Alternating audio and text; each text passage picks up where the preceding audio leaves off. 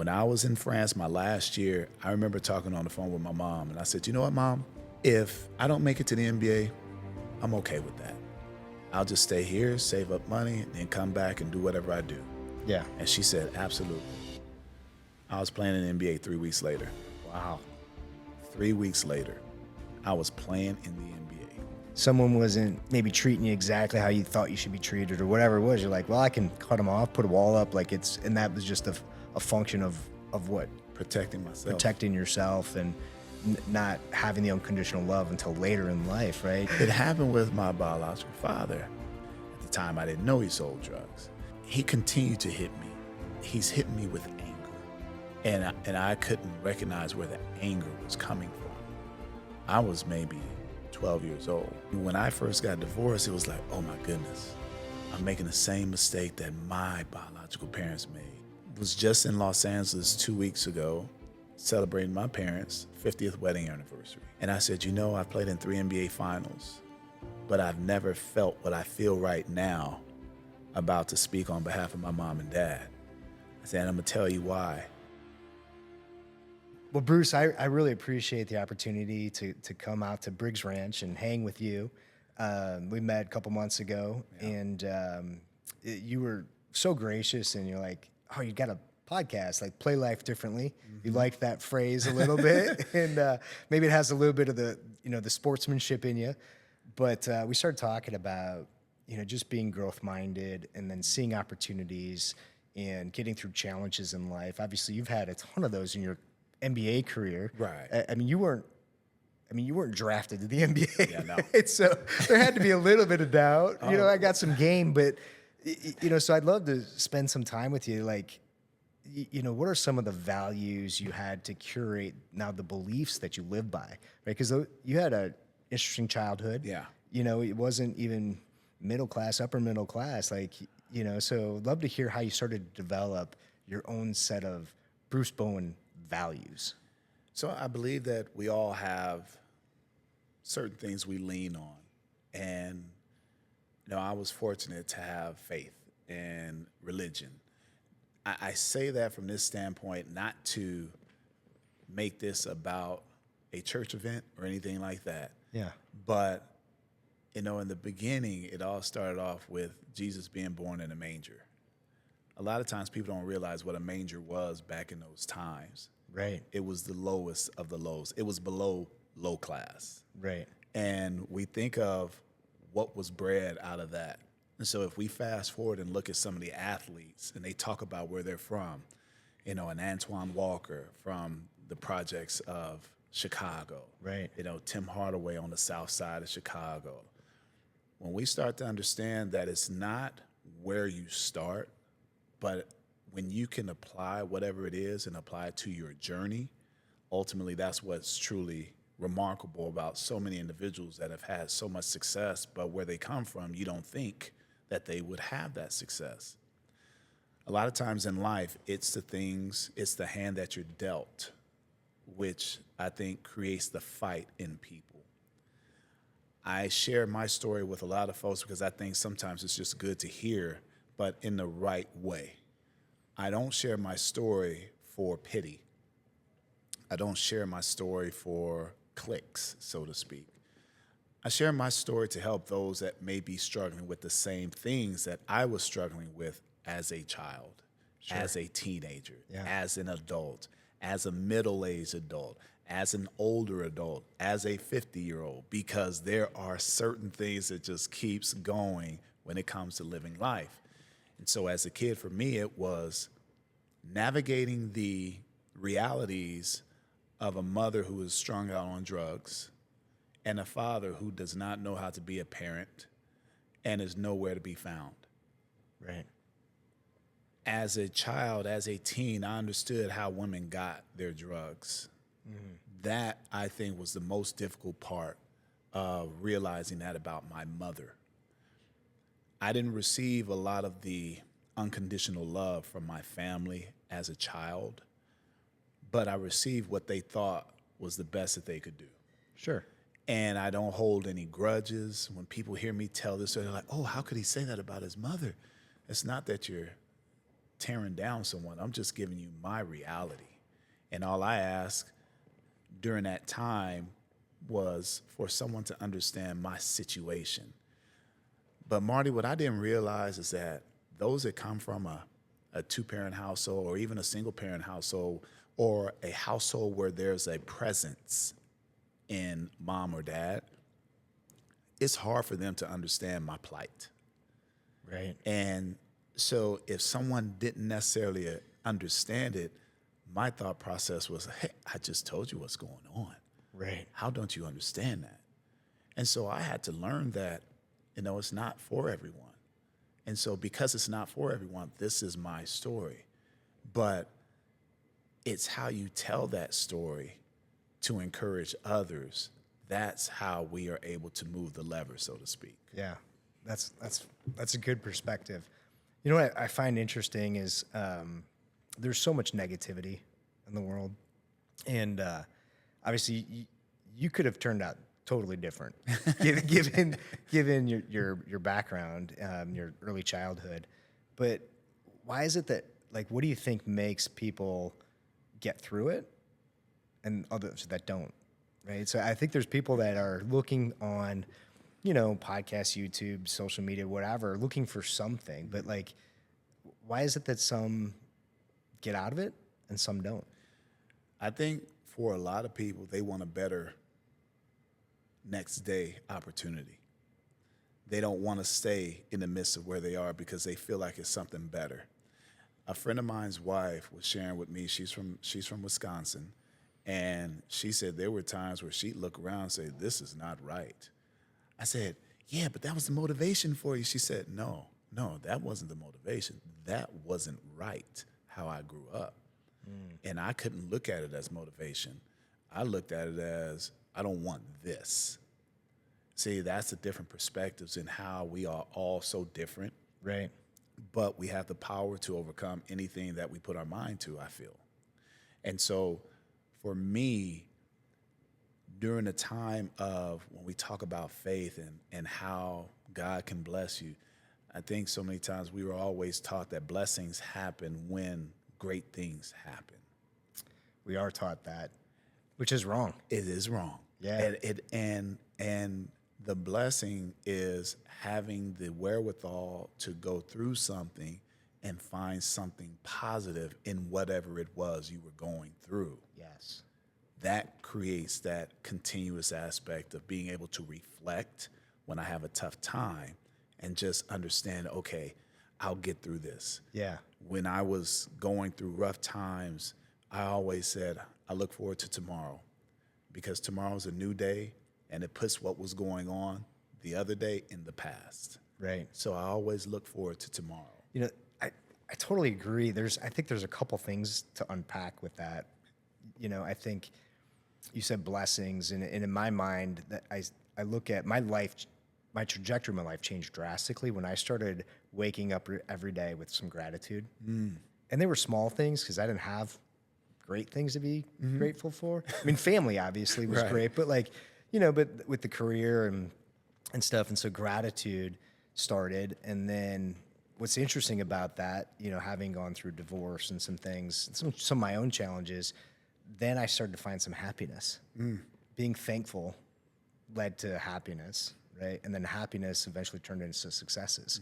And so for me, that was like the process. So if I want something, I have to first learn to be grateful for the opportunity or the moment or the experience, right? And then just it's really, and I said this on one of my podcasts, it's really hard to be pissed off and grateful at the same time. Like, it just is really, really hard. Like, if you're truly grateful, right? You can say, oh, I'm grateful, but still be angry.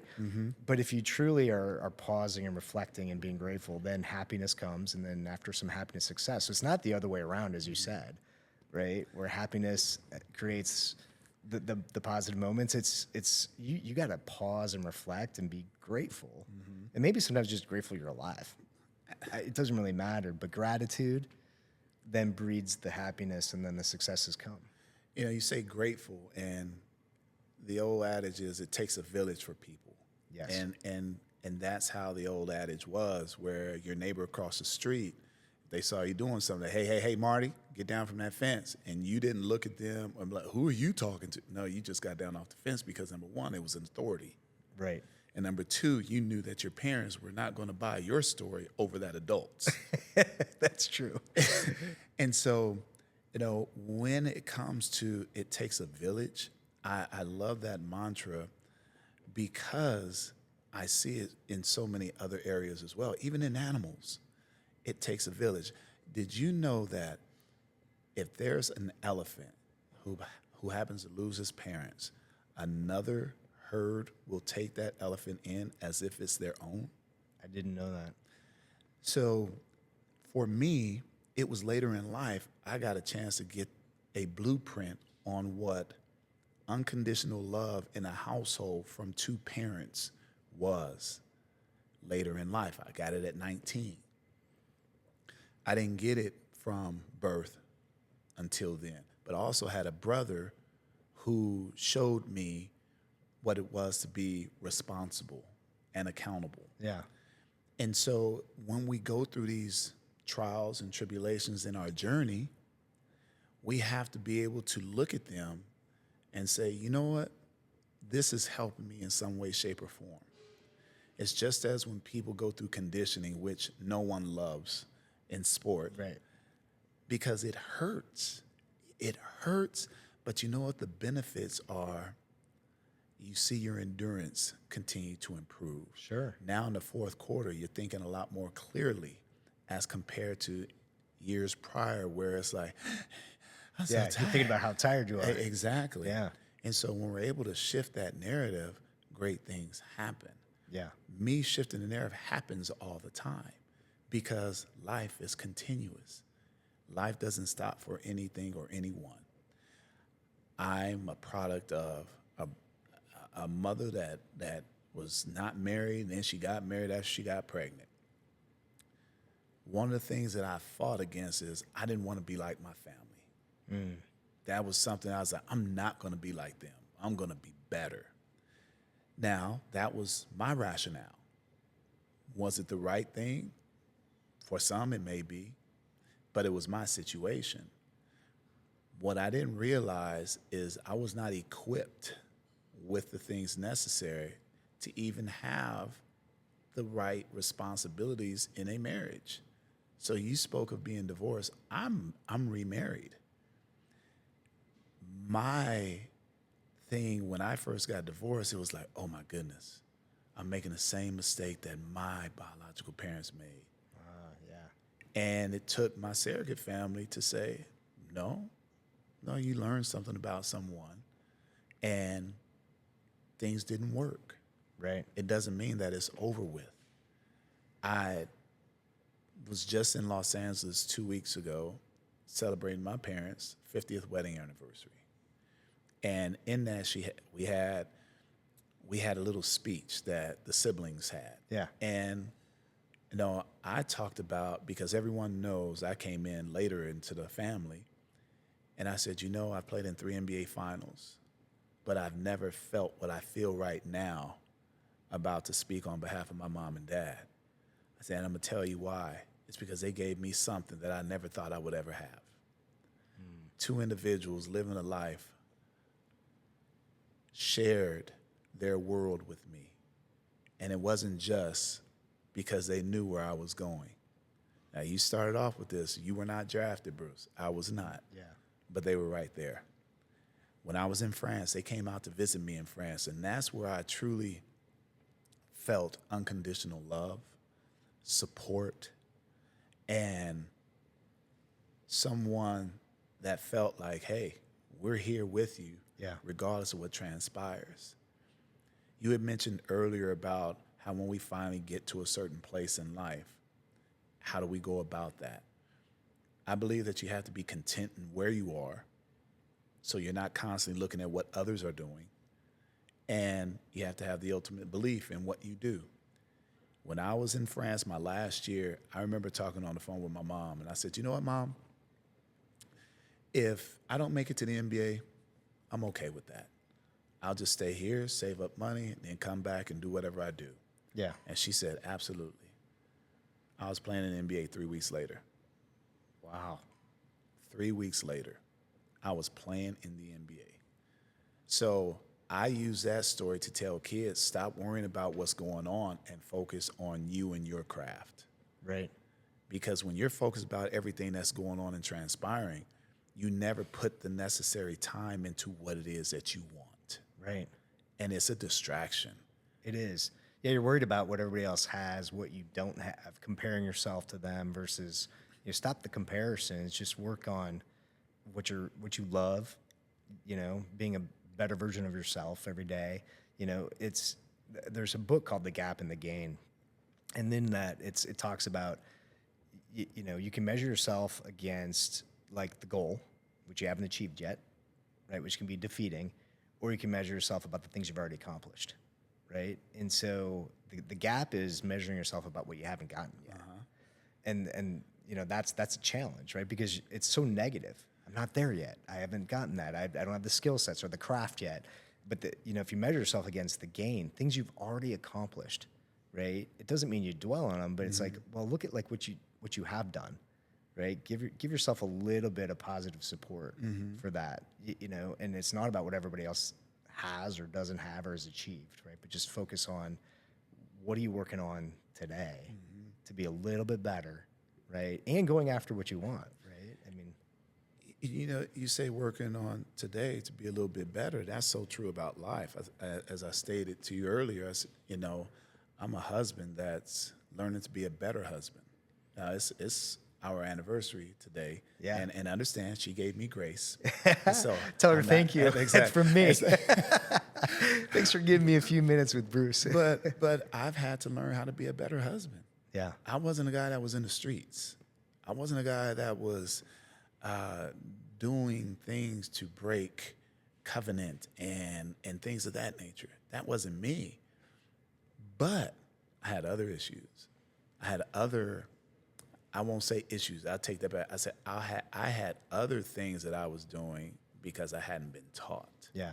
You talked about once when we were off mic, that you had a lot of walls.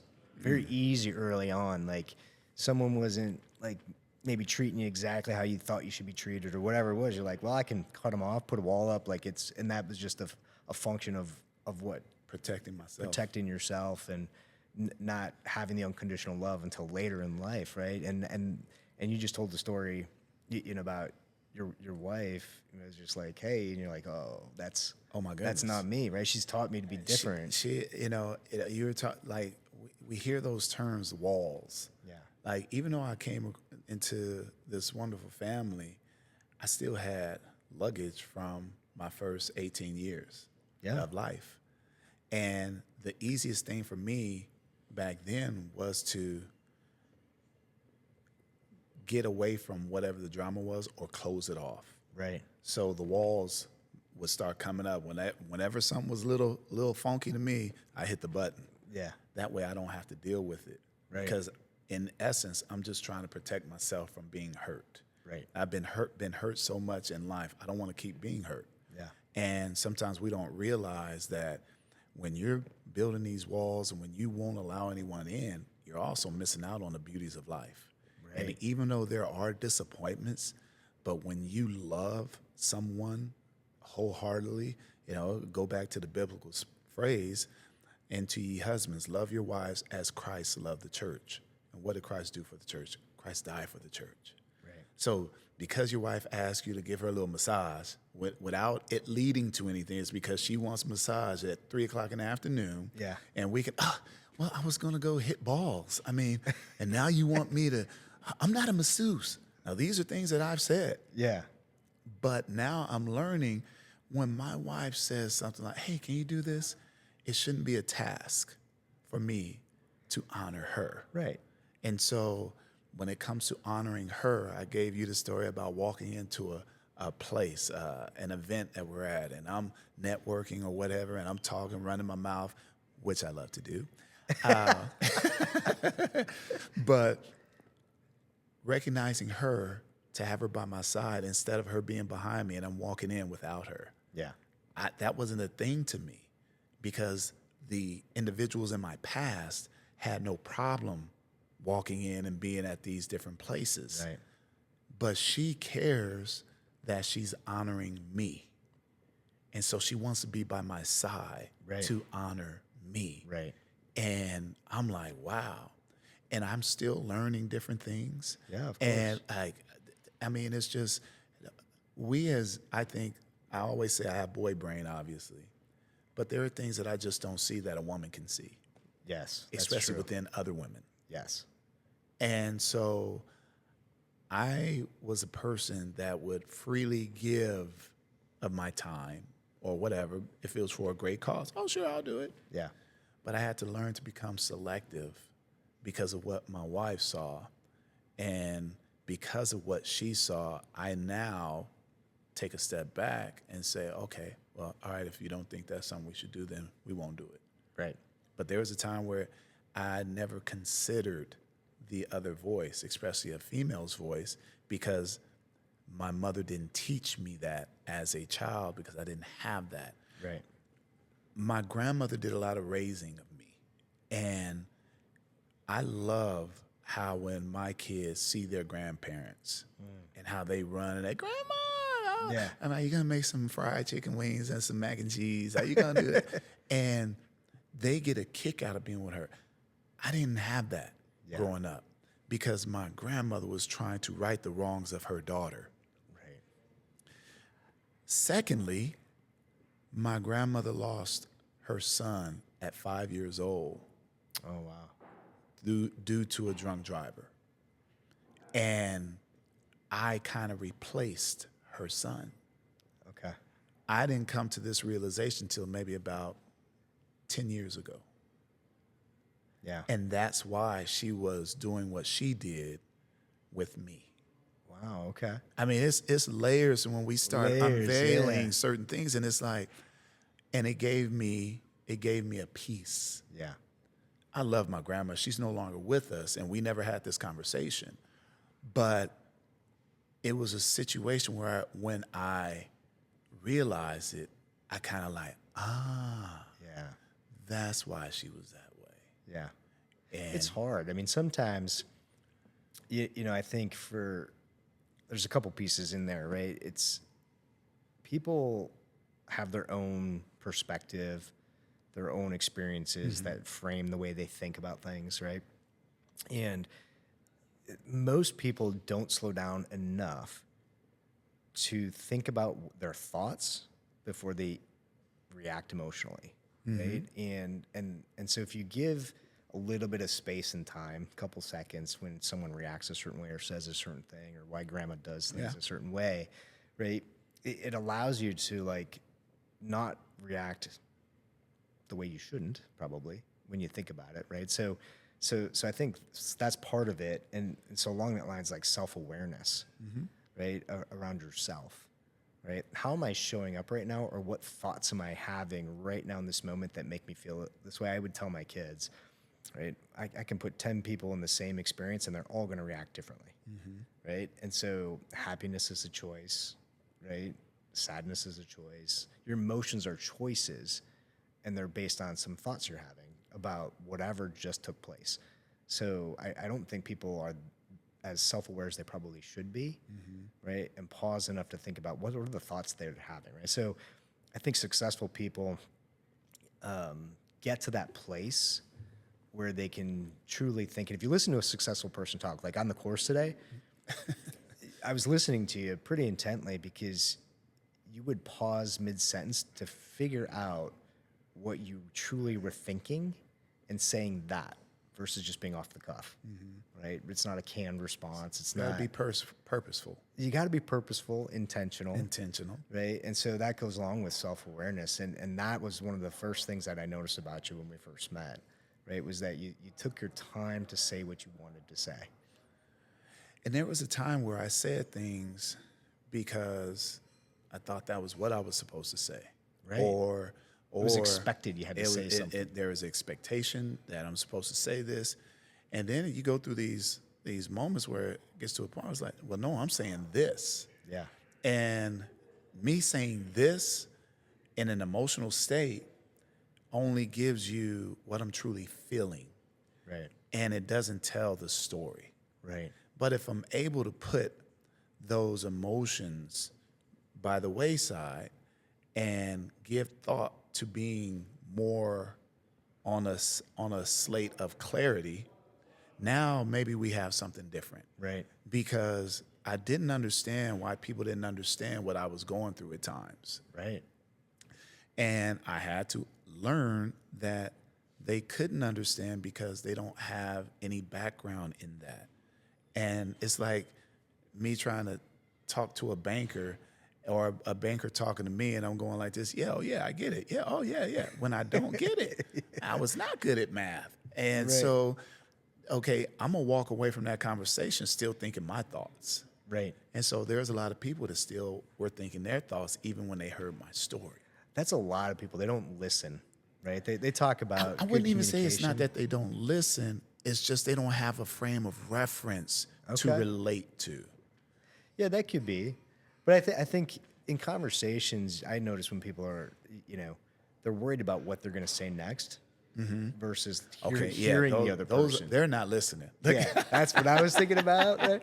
But I had this phrase I came up with a long time ago, right? And it just came out of my mouth in the heat of a moment, but it was truly what I was feeling, and it wasn't purposeful at the time. But now I use it all the time, right? And my phrase goes like this: expectations only work if both people agree. Right. And I use that a lot, even to check myself. Right. So if like someone's underperforming, right, I'm like, well, okay, did they know that was the expectation? Did I not communicate that well enough? Right. Or if someone is like disappointed in me, right, and I'm like, well, okay, that you're expecting me to act or do something, but I didn't agree to it. So I'm not really sure why you could be upset with me. Like if we have a conversation, a very clear conversation about what the expectations, what your role is, what my role is, and we've agreed to that, Right. and I don't hold at my end, by all means, you can be pissed, right? But if you just are like placing unknown expectations and then you're mad at me or disappointed, I've learned, I'm like, you know what? I'm not even going to get upset at you for being mad at me because I didn't know that you placed that on me. So expectations only work if both people agree. See, and I'm listening intently with your expectations, and there's this thing that I say about expectations, and it comes from Shakespeare. Okay. Shakespeare said, expectations are the roadway to heartache. And when you think of expectations, part of expectations come from the fact of someone not knowing whatever it is that they're going for. And so if we could put something more precise in making a goal, now we have that. I'll give you an example. If I have the expectation of selling this cup for $50 and you said, hey, Bruce, I give you $15 for that cup. My expectations has me all out of whack when the market value is 10. Yeah. So now I could have made a profit of $5 from you, but my expectation of trying to get 50 takes all that away. And I'm sitting here upset at you. It changes the narrative of me and you because now I'm like, how dare you? This is about $50 worth. It's like, no, it's not. But my expectations have got me up here already to the point where I can't even go to what the level of it truly is. So that's my little Shakespearean thing with expectations. That makes sense, right? But I think too, like, expectations are it's an interesting word. Yes. Right? Because it inevitably involves almost two viewpoints, whether it's your own, you expect something of yourself or the cup or whatever, right? So it could be just within yourself, right? Or you're trying to get out of a situation, right? Like you're like, I don't want to be like that. I don't want to have a life like that, right? That's your own expectations, right? But it could also be between two people. Right. And it's just the beauty of, I think, our thought process too. Yeah. Because I would put something more concrete. I'm going to do my best to make sure that I can accomplish something where it doesn't allow me to be here. Yeah. So it's just a change in the verbiage of what we're doing. And in retrospect, in thinking back to certain things and how you get to certain places, I was telling the story not too long ago, and I got really emotional in regards to, as a child, I got spanked. Well, we called them whoopings. We didn't call them a spanking. A spanking was a little pop. No, But a we got. whooping was, I could tell you about a spanking I got, and it was not a little pop. I can tell you that. I couldn't sit for like 2 days. you know, and so it happened with my biological father. I had let someone in his apartment on one of the few occasions I visited him. He lived at this time in Taft, California. There's oil fields. He worked on the rig or what have you. And he had money laying around because he also sold drugs. At the time, I didn't know he sold drugs. And so this kid that I thought was a friend that I've known for 2 days, because, you know, as kids, oh, that's my friend. It's your best friend. Best friend, exactly. So he came in, and I went to the restroom, and all of a sudden he said, I'll be back. And he left in a rush. I didn't know what happened. Long story short, he stole some money. And when Bruce got back, he's looking for this money. He's looking for this money. And then he says, who did you let in this house? And I'm like, what are you talking about? Now, I know I'm not supposed to let people in. And he hits me. He said, who'd you let in the house? Now, okay, I'm a fess up. Long story short in that, he continued to hit me. But as he's hitting me with anger. And I couldn't recognize where the anger was coming from. Next thing you know, now he's taunting me. I was maybe 12 years old. And this individual, she says, tell me what you would say to that 12-year-old right now, or what would you do with that 12-year-old? I said, I would give him a huge hug and just tell him everything's going to be all right. I say that because there's a difference in that and a difference in what my great-grandmother used to do. She was old school. She went to the switch. Yeah. She got it from the tree. And she used to say, little Bruce, this is going to hurt me more than it's going to hurt you. But after it all happened, she would put me in her lap and she would hug and love on me. Yeah. See, the big difference in that, Bruce didn't understand what love was. Right. Or what being a responsible parent was. I don't hold a grudge against that anymore. I had to learn to get to where I am now in that and understand that he didn't know any better. Am I excusing it? Absolutely not. There's no reason why you should beat your child like that. But I understand he didn't know. He didn't know better, yeah. He didn't know better. On the flip side, he has a brother who, my Uncle Daryl, who I'm very close to, they grew up in the same house. My Uncle Daryl used to come get me so that I could spend time with him and his kids. Yeah. But I never saw my Uncle Daryl do that to any of his kids. Yeah. So, you know, I don't know what it is in life sometimes that people are going through, but at the end of the day, you're going to have a reflection and you're going to have to answer to a lot of things that you've done. And I think about my life now and how I live. You know, you hear people say, I live my life for my kids.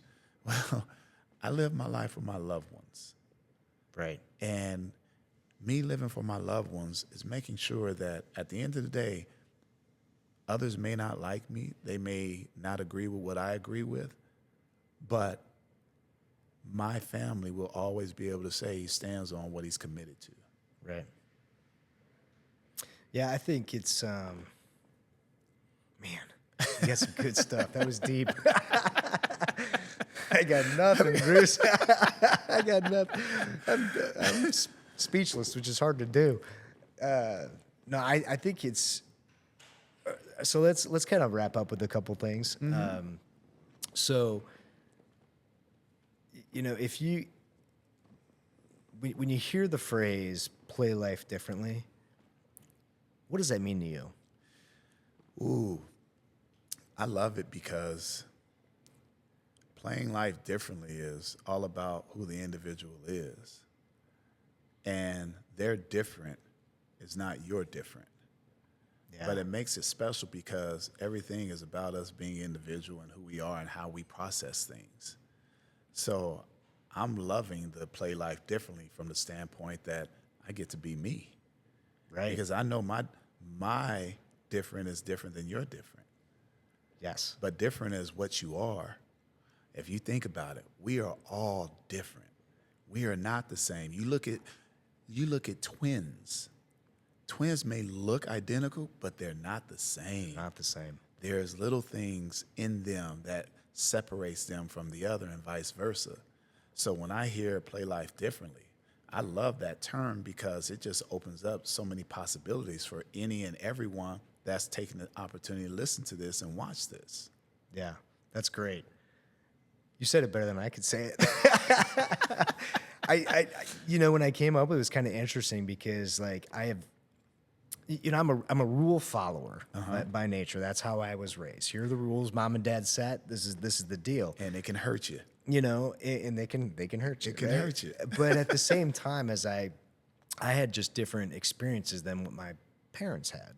And so, even as a teenager, then college, then young adulthood, I didn't understand the way they wanted me to act or handle things, because in my mind I was like, but you haven't experienced what I've experienced. Like you're there with me as my parents, right? But like you don't know how I was feeling, right? And so, and then as it evolved, I just was like, okay, I've got to be where I'm at today by doing it my way. And I was going to ask you, how hard would it have been for you to express that to your parents?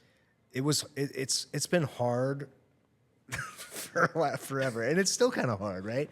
Because they grew up at a different time frame. They had different parents than the way they were to me. Like my grandparents didn't parent them the way my parents parented me, and I don't parent my kids the way my parents did. Right. So like it's still a challenge, but I think now in my life there's a lot more mutual respect, right? Because I'm nearly 50. I've been through a lot, right? Right.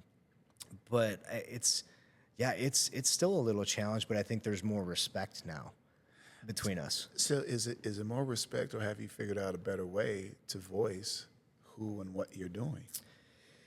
Yeah, it's probably a little bit of both.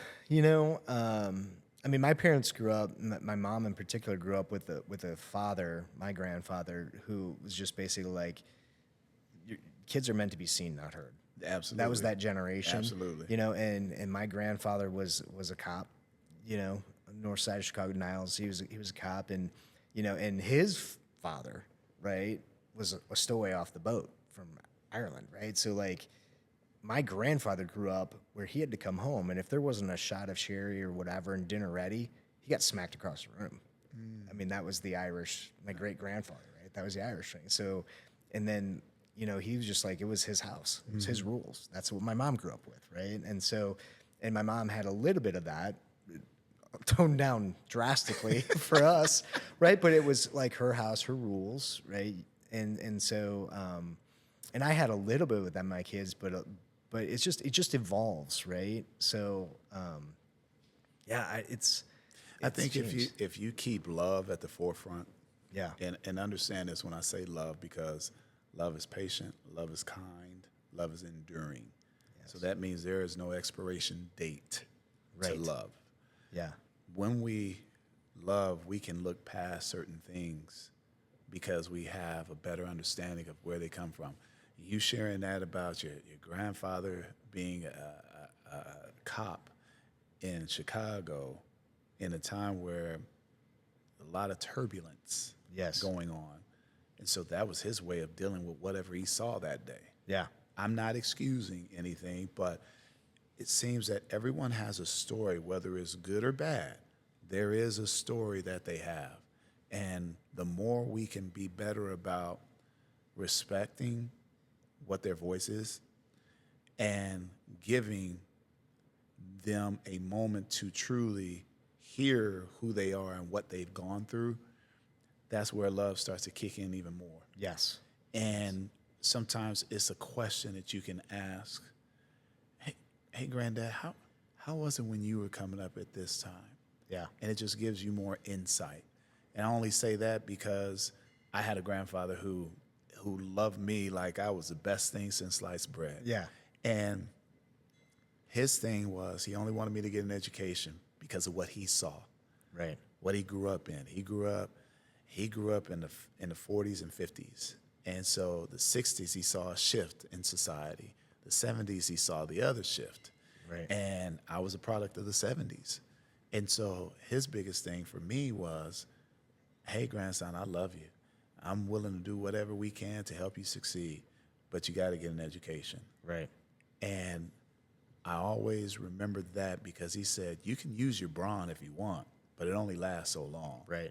But if you use your brain, now you can control the brawn of what you lift, which is probably a pen or a pencil or paper. Right. Oh, I like that. That's good. That's good. Yeah. Well, I appreciate your feedback on like the term play life differently. It hits everybody a little different As for it themselves. should. And that was kind of a little bit by design, right? But the word play, for me, the way why I put that in there is because like life can be pretty serious. And I think at the end of the day, you got to take the things you want seriously, but you can't take yourself that seriously, because if you take yourself too seriously, you don't leave any opportunity for growth. Absolutely. Right. And Absolutely. so like play, like I'm fun loving nature. Like we laugh the whole time, you know? And so, but I'm serious about what I'm accomplishing, but that doesn't mean it can't be fun, Can't be fun. you know, and life is fun. I think. Everybody's different. Yeah. And some individuals focus better when they're more serious. And some like to be a little loose, Yeah. even though they're serious. And some can chuckle, but get back to the moment of being serious right then and there. I think we all go through these moments in life where we're kind of trying to find ourselves. Yeah. And I remember I was going to be focused each and every game because, you know, when I did this last time, I had 30 points, so I'm going to be focused like this, and I had 10. Yeah. I didn't like that per se of trying to be focused like that. Yeah.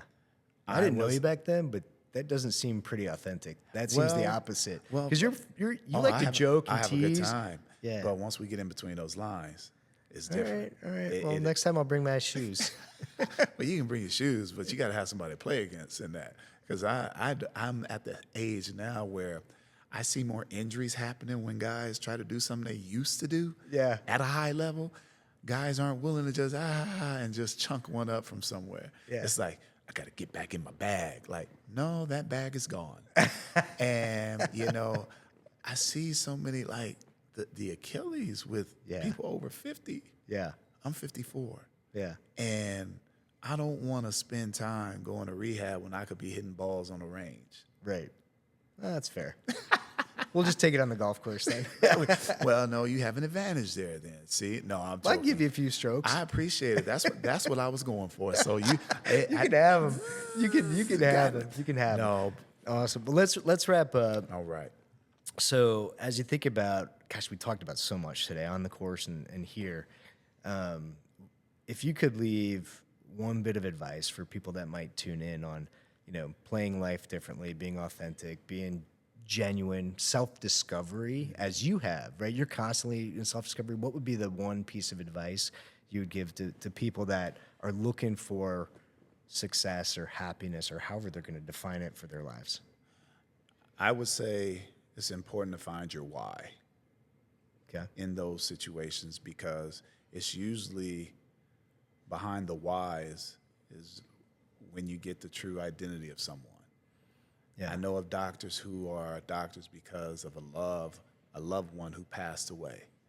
I know doctors who became doctors because their grandparents took them to clinics as when they were kids. They weren't doctors, their grandparents weren't doctors, but they saw the impact they had with just human touch. Yeah. And so that became their mantra.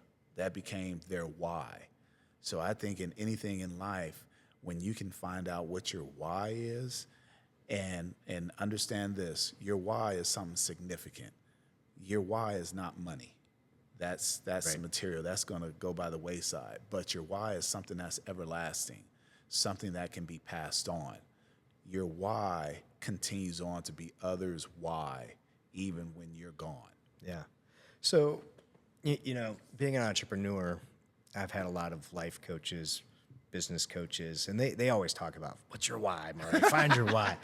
And what's interesting is it's not that easy to find, right? So I used to think my why was for X, Y, Z or whatever, and it wasn't about material things. It was whatever, you know, and what I found was just like recently, my why is like I like building things.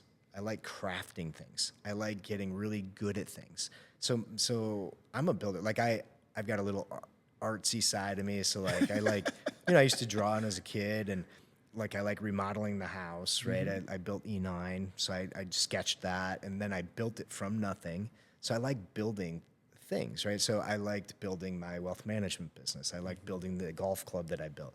I like now with the podcast, Play Life Different. I like building things and seeing the results of those. Like, and I like building myself, like my personal.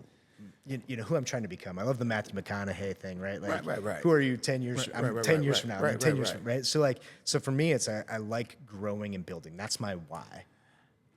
I love it. I am a Gallup strengths coach. I've been certified. And when I hear in you, you like building things, but that is such a giving strength of yours. Building is part of your strength. And I think part of your why is a lot of things that you've seen, and you are more content with who you are right now. Being more content has allowed you to be what you are as far as an entrepreneur. You talk about the artsy side of you.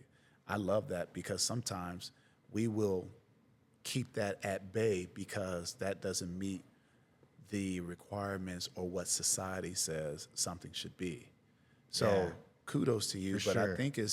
I think part of that's one of your strengths is the Don't tell giving me no. aspect of Tell that. me how. There it is. There- That's the artsy side. I'm gonna get real creative if you tell me no. Oh man. Because I'm gonna find a way to get it done. Well, see, I look at no as an acronym.